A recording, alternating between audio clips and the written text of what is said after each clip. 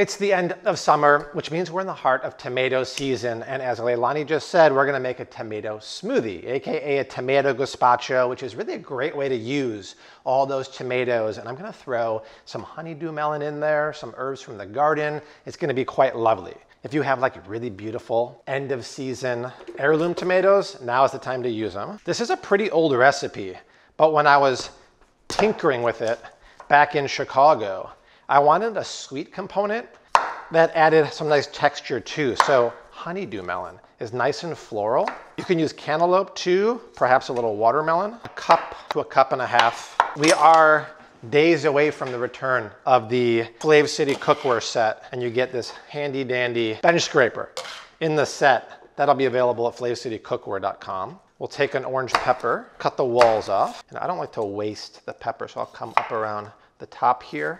Cutting around the ribs, you don't want those, they're bitter. I'm gonna cut this part carefully out, dump that in the blender. The nice thing is you don't have to do too much chopping and dicing. In this recipe, the food processor does it for you. This is the blender from the Chicago days. And this is getting a bit full, so I'm just gonna break it down a little bit. I'm gonna peel the cucumber so the green doesn't make too much color in my gazpacho in the blender. We'll smash the paper off 1 clove of garlic, which is getting a little old because it has the tail. We need some acid to really bring out the flavor. 1.5 tablespoons of lemon juice. When you have the apple cider vinegar with the mother, always shake it up so that probiotic mother gets dispersed. We'll put a teaspoon in there to start. A good pinch of Celtic salt. Grab the old Flave City pepper grinder, give it a few cracks. Some good extra virgin olive oil. This would be when you want to use finishing oil. Wow. As good as it is now, the flavors intensify after you stash it in the fridge, so don't oversalt it now. But one thing we do need is some herbs from the garden. Let's go.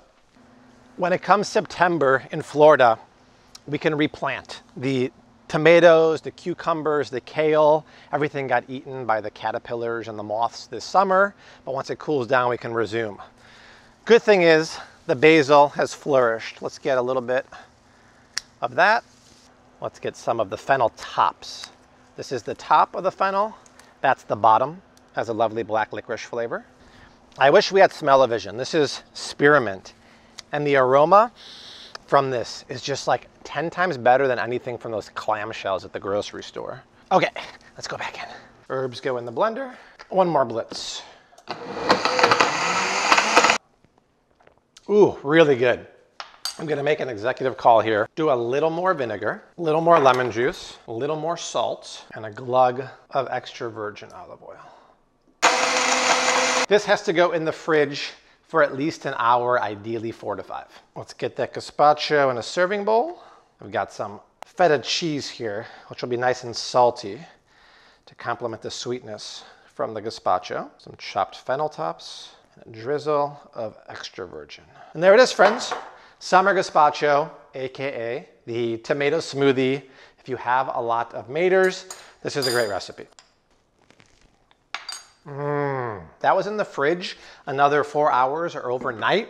Your tomato smoothie is gonna get even better. I will type up the recipe, put it down below. We're talking, we have another 3-ish weeks of peak tomato season. Make it. See you guys.